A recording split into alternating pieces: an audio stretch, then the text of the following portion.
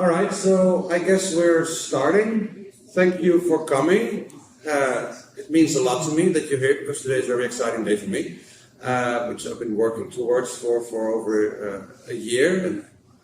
I'm not that good at this yet, so I made some keynotes. So basically, my name is Floris Asif. I'm the founder of Better World Casinos. And over the next 15-20 minutes, I'm going to be explaining to you what Better World Casinos is and does. And what I think what the problem is that we're trying to solve. So I don't have a clicker, so I guess I will let you know that we can go to the first slide. I do have a clicker.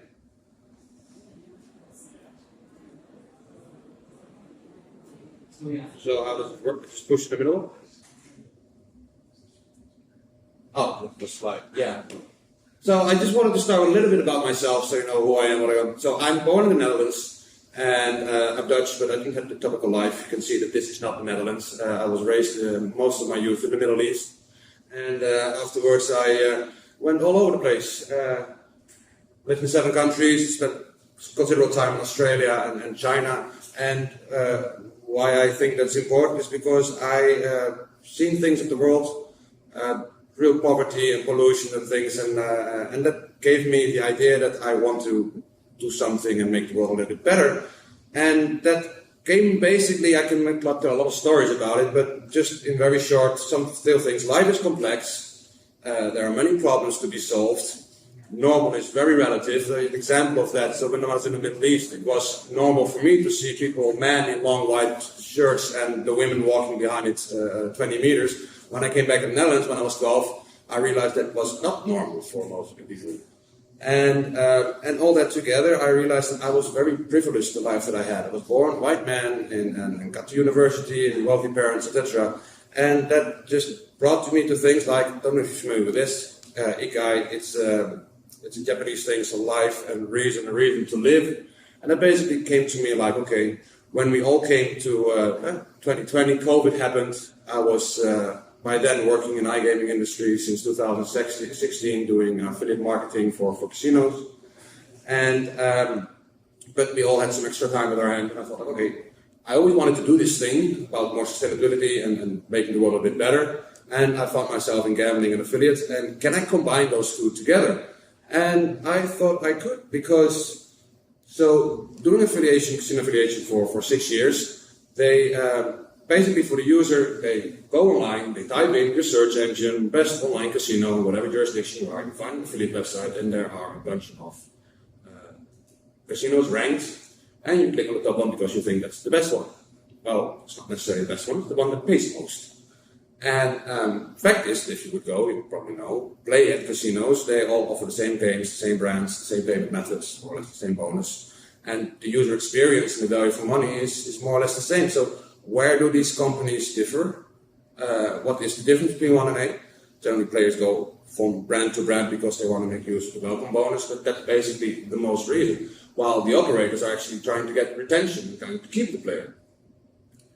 So I thought, okay, if the player has all these choices, but brand A, they all have the same user experience and value for money, but we can tell the story that brand A is doing something about the world and treating their employees well and trying to do something with responsible gambling, getting people addicted and maybe contributing with society through charity and philanthropy, and company B doesn't. And then if we tell this story to the audience, to the player, then they might choose brand A over B. And so KPMG did research last year, and they one of the numbers they came out with was that Gen Z, about 60% of them say that they would actually take ESG factors into consideration when choosing a brand. Now, not everybody might be familiar with ESG. Who doesn't know what ESG is? Otherwise, I might go into more detail on that. Social, environment, and governance. Not getting a lot of response here. So, you know what ESG is? Yeah, more or less. Russell knows. Oh, Andrew doesn't know. So, basically, environment, social, and governance is a framework for you to, for companies or organizations to review and assess risk. And it became, over time, not only an investment tool and risk assessment, but also, for me personally, a mindset. Do you want to have a sustainable company? And is profit maximization your bottom line, or is profit results? And are you focusing on actually doing something good and delivering the best product that you can, which in our industry is gambling or is entertainment? Now the ESG landscape is very complex. So back to Better World Casinos, what we do is we want to review this company so we can offer the information to the player saying that, okay, brand A is doing something better and brand B maybe not, so choose brand A. So we need to know, okay, which companies are actually doing better. So that's what we tried to figure out, and okay, surprise, it's very complex. So there are standards of how you can analyze globally. There are standards like GRI, which personally we use a lot. Then there are companies that aggregate data and try to bring sort of ranking in that. One of them is CSR Hub, which is a company that we are already discussing partnership with, and because they're creating this rating among many different industries and also have companies in the gambling industry. So as we will see later, we have a license agreement with them that we can use part of their rating and their data to bring ranking to these to the operators. Now, so over the last year, so I had this idea, okay, I know why I want to do it, and I know how to do it because I've been running affiliate websites for clients over the last 6-7 years, and I've been doing it relatively successful. So now, how to actually do this? So we started reviewing and going through all the data, and so first I want to do all UK markets, all English-speaking markets, but that was quite big, so I thought, okay, let's focus and bring it down to the UK only, because UK is very established and regulated, so if we can do it there, we can do it in other markets. And but then getting to parameters that you can measure and quantifying them and then make this comparison, that is very complex. And this is just at that time last year, just me running another company on the side while taking care of my clients. So, okay, let's dumb it down and first start with 4 basic questions. How transparent is the company? Because sustainability starts with transparency. If you're not transparent, then we cannot check whether what you say is actually right. There's a lot of greenwashing going on. Then, if we can find information, what does it say about ESG? Do they compensate the carbon footprint? Do they measure it? Do they treat their employees well by looking, for example, at Glassdoor? Or do they give back to society in any way? Do they pay the taxes, etc.? Well, taxes is a more governance topic. So, do they report anything on it? And if so, how valid is it? Then thirdly, compliance. Have they been sanctioned over the last couple of years? Let's take that as a measure. And fourthly, any third party. So I already mentioned CSR Hub that we work together with, but we're also looking at, did they get any awards from the different events that are out there? Are there any other third parties that might rank them? And so for all these 4 categories, we came up with a rating system giving 1 to 5 points, and then see, okay, how do these score? Now, we understand that this is very superficial still. And over the year, we have had a couple people joining me, so by now we're 4. And we're already working on a third version, which is more elaborate. But we wanted to get something now and see, like, okay, can we already, we have a more viable product, and can we already start showing the public, okay, this is something that's happening, ESG is becoming more and more. Yeah, it was just mentioned in the previous panel as well, and last week at Next there was a whole day dedicated to it. So the timing feels pretty right to be doing this, because assuming that the player wants this information but doesn't have it, let us be the first to actually put this information out there. So after a lot of hard work, a lot of nights, a lot of data crunching, we actually came up with a list, and here it is. So I'm very proud of this. Now this might not say a lot to you, so let me take you over. So what we did, as I said already, we did the UK market. Now there are a lot of operators in the UK market. So how are we going to get these? We may have to make a selection. Obviously, we can't do all of them. So what I did is went online, type in, put my VPN on the UK, and say, okay, best online casinos. And then I took the top 10 affiliate websites that came out of that, and from those top 10 websites, I took the top 10 brands they were promoting, put them all on the list, and then start figuring out, okay, who are the operators behind those brands?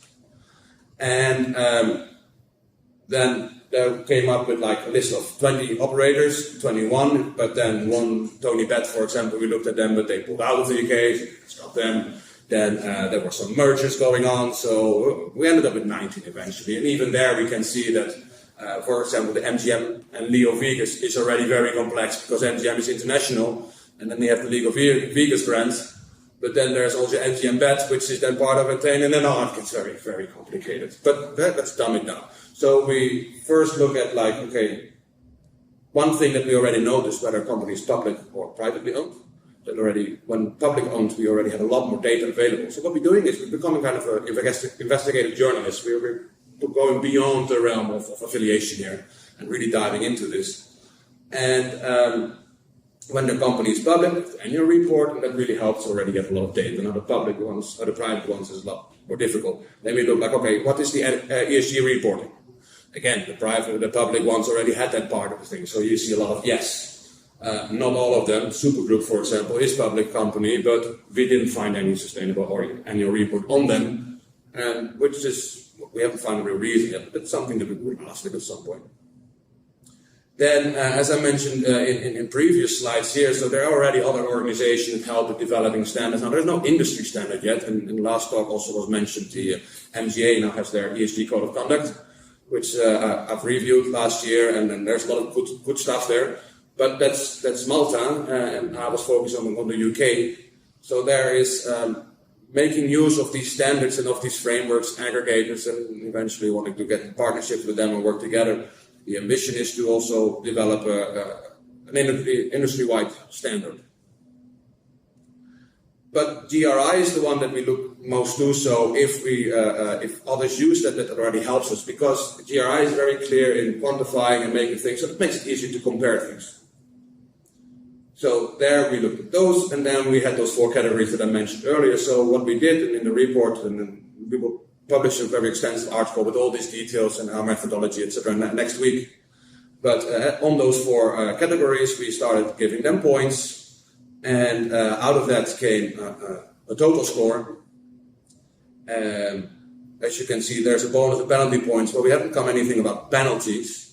There are a couple of things that I wanted to point out, for example. Like Betson, you notice that in compliance, they have a 2.5 point. Now, why did we do that? Because they got last year. So we looked at, okay, 5 point for who didn't get any compliance issues last year, and then 4 point who had the year before that, and less points if you had over the last year many compliance issues. Now, Betson generally had no compliance. Only last year they were fined in Finland because they were targeting the Finnish market.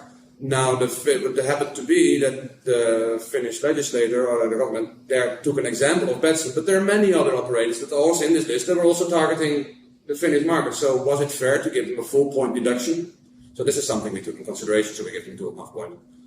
And we wanted to give Kindred an extra point because they have the Road to Zero strategy, which they are unique in that, and I really applaud that, and I think that's something that really sets an example that others should follow. So we get. Then CSR Hub, as I mentioned before, so CSR Hub, what they do is they get information from a lot of aggregators because they have public investors and they get their data. And so they get all that and they put it in their database, and then they have an AI figuring it out and trying to compare all these things because they all use different standards. So it's very hard to compare carbon footprint and social behavior and things. So they do a lot of the heavy lifting. So we also took those rating into consideration. And as you can see, the public ones generally, except for a couple, but 365 and Aspire, which was public before, but then it was NeoGames, now it's Aristocrats, so now it's not such a complicated story.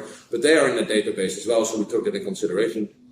But the private ones don't have these scores, so they automatically already score very low. Now, this is something that obviously is that fair, and we need to come up and think about it better and how we would incorporate those things. And we want to maybe get those operators incentivized to also make this information available so they could come in the CSR Hub database and we could work together with them developing a fair ranking system. So this is basically how I got to this story. By now we're 4 people. So what's next? Well, obviously we now have a proof of concept, of a minimal viable product. And we're now trying to get the word out and get traffic to the website and make players aware, and also use this as a tool to get operators incentivize, like, okay, let's try doing things better. So in the background, we're now really focusing, okay, we now have these 4 questions, but that's not sufficient enough. So we developed, now working on framework version 3. There was a version 1, but it was so bad that I didn't even need to mention it. But what we did now is version 2.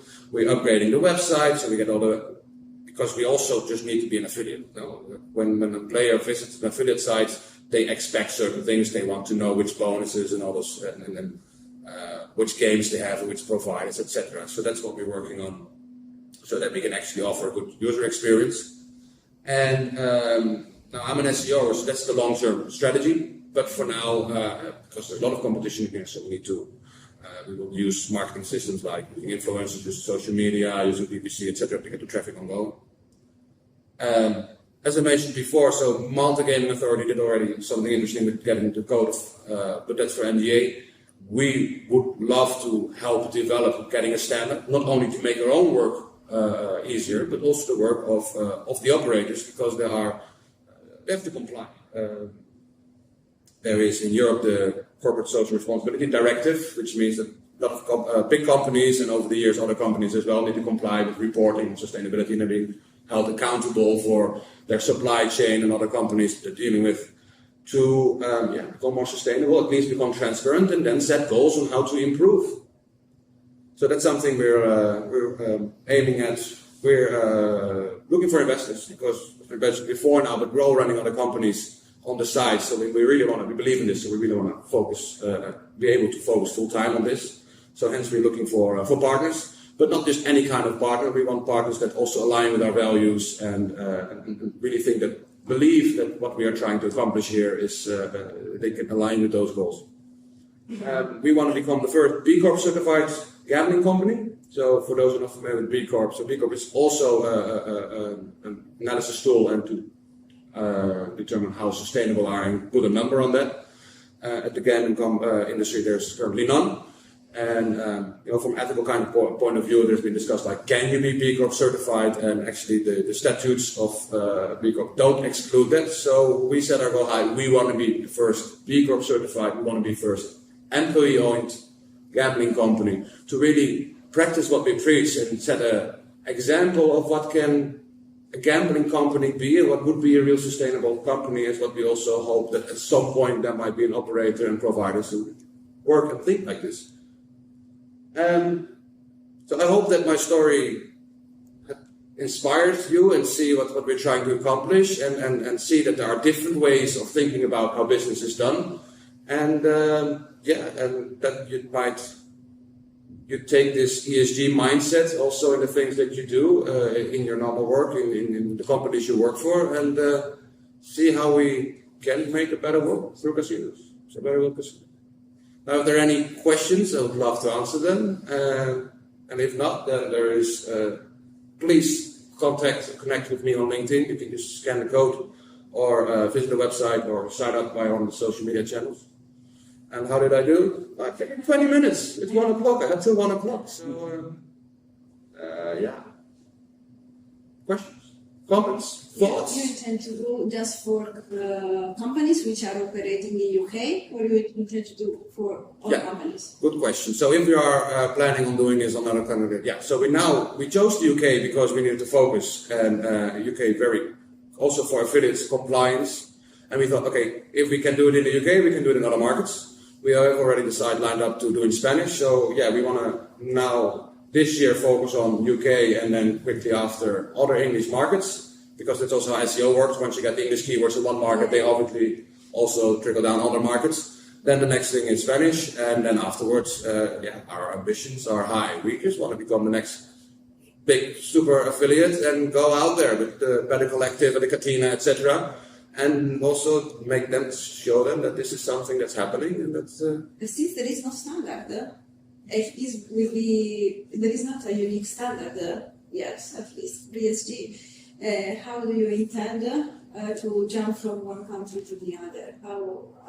What are the challenges of the international to make your business on an international scale? So I understand that, because with regulation we also see that there are different rules for the UK as for the Netherlands and for Spain and Latin. But basically, sustainability, you're sustainable or you're not, whether you're in the UK, or the Netherlands, or another country. Now, how you measure that and how that impacts with culture and how that deals with your consumer and all those kind of things, yes, that there is an influence there. So there is an adaptation to how we present the content on our website towards the consumer, and there would be adaptation. But how we intend to measure and rank sustainability, I think it would be strange if you would use a different method in one country to another, because, like I said, we need to find ways to make it quantifiable. For example, if we look back at these companies, some of them are online only, some are online and retail, land-based. Some only do one vertical, some only do other verticals. Some only have a couple of hundred employees, and others have, like Entain and Flutter, they have in the tens of thousands of employees. So there are a lot of challenges. How do you fairly compare those kind of things? So there are the challenges. I don't see necessarily the challenges between different cultures and jurisdictions. Hope that answered your question. Because I work in ESG, and the big challenge I'm facing is actually to compare different countries because of climate difference and always try to look to normalization factors between countries. And legal requirements. All the countries have different requirements, and when there is a federation, also the federation has different legal requirements. Well, very interesting topic, the requirement regarding legislation. Yes, different countries, different jurisdictions have different rules on that they have to comply with. But ESG is not eventually a compliance issue. It's about ethics and how you run your business, and do you always put the bottom line and profit? Is that your primary goal? Or because I always say, if that's your primary goal, you can never be sustainable, because you're always incentivized to take a shortcut somewhere, and or the competitor does, and you want to compete with the competitor. So so you have to take a different narrative, and you say like, okay, your product, so profit is a result of what you do, and your product and what you should focus on is entertainment. And if you're an entertainment company, then it can be sustainable. But then you just have to say, okay, how do you measure that, and where do you set the line? Mm-hmm. But if we would define, we have an article on the website that says the most sustainable casino. So hypothetically, what's the 5-star sustainable casino? 5-star sustainable casino is they're net positive, so not carbon neutral, with offsetting. Offsetting is generally a big scam anyway, something we can talk about for hours, we'll do that now. Then you have net zero, so that also includes net zero, but they already measure more things than only carbon. But then you have net positive, and net positive is actually that what you leave behind is we're moving towards regeneration again. So we're starting to regenerate and improve society and nature and the mess that we made of the world over the last couple of decades. And so for me, a 5-star sustainable company is net positive, pays their taxes, set boundaries on, okay, we want to be a profitable company and thrive. But if that means that your CEO needs to get a 10 million plus salary every year, and there's a pay ratio gap between the lowest and the highest of over 300, which is very common, and especially in US companies, is that running an ethical, sustainable business? That's again, for example, why we say, no, we want to be an employee-owned company, because it's the people that run the company, and they should be rewarded, not some shareholder that sits somewhere far away. Of course, it's fair. Those are the rules of the game. They need a return of investment. But we need to start having the conversation. What is enough? And then you could even bring it further. What brings happiness? What gives you purpose in life? So the Ikigai that I showed earlier, that is something that you want, okay, what does it have to do with iGaming? What has to do with all the story? It has everything to do with the story, because it's why you do what you do and why you run business. And in this industry, a lot of people, they are money focused. And that's okay. Don't blame them. It's been the rules of the games, and they've been playing according to the rules. But we need to evolve, I think. But now we're coming into more self-reflection, but that's basically also what ESG demands. ESG demands you to self-reflect and say, okay, what's the business that I run? How do I run it? And what choices do I make? So there's ESG performance, this rates reflection, would be giving, they would be defined within your company, or what are the specific aspects, for example, inside the ESG, or are you basing this on for example, what you mentioned the GRI? Or? So at the moment we answered, I can show you if you want the rating system that we used for this, and it very clearly says, okay, if you do this, if you've been fined then, or if you, regarding transparency, what means transparency? Zero transparency means you cannot even find the name of the owner of the company. That's why NetBet is all the way at the bottom. You cannot find any information about NetBet. Now, is that the kind of company that you want to be? Why are you that kind of company? So I think, well, I was raised now, I think if you're not clear on if you're not transparent, then it's because you got something to hide. And if you're something to hide, then that's either because you do something illegal or you're not proud of what you do. So how we did it now is it's still very superficial. We have a system, I can show it in more detail. But the challenge is over the next couple of months developing, and that's why we're also looking to work together with companies like CSR Hub, SG Certified, who helps companies become more sustainable and deal with compliance, also on the whole ESG and the Corporate Social Reporting Directive, Sustainable Reporting Directive. Work together with them, with the MGA, incorporate their ESG code of standards, and then say, okay, let's try to start working on an industry standard where we eventually enable ourselves to make this comparison, because what you're asking is very right, and I don't have a correct answer to it, a satisfying answer to it yet, because it's complex, and we're just starting to dip our toes in this, and it's a journey. Do you send traffic to NetBet, for example? So that's something that we'll be discussing a lot, that we'll be thinking about a lot. So how do you deal with this? Do you set the banner and say, like, okay, we're only going to promote the top 5? And then every year we're going to raise the bar and then think, okay, but now they're not meet the bar, they don't meet the requirements. So eventually would you get to a point that you're not going to promote anybody? Obviously, we cannot build a business model around it. So what we're going to do is we're going to promote anybody that would want to work with us. Obviously, if you score like this and that, you're not going to be on the top of the list. We're going to make our visitors to our site very aware of, we're going to make very clear why they are there, why they're on the top or why they're at the bottom. And along the way, we need to figure out a way to say, okay, how do we do this while we stay true to our mission and our values, while also have a sustainable business model, and also have a way, because now you can say to Kindred, like, okay, Kindred, like, I'm not going to offer you a proper deal, affiliate deal, because you already put me on the first place.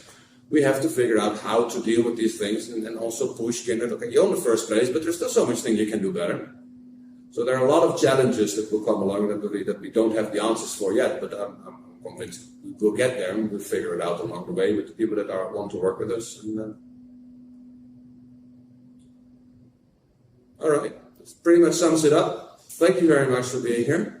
And again, if you want to ever talk more, be connected, follow us, get involved, because this is eventually something that we cannot do by myself or the 4 people that we are now. So as was mentioned earlier, there's a lot of open vacancies, and now people think like, okay, I'm bored at this company, they pay me better than I move. I am convinced that within a couple of years, people are going to say like, no, I want to work with Better World Casinos because that's the mission that I want to contribute to. And of course, we pick it up. It's iGaming, there's plenty of money to go around. It's just like, where do you set those bars? Thank you very much.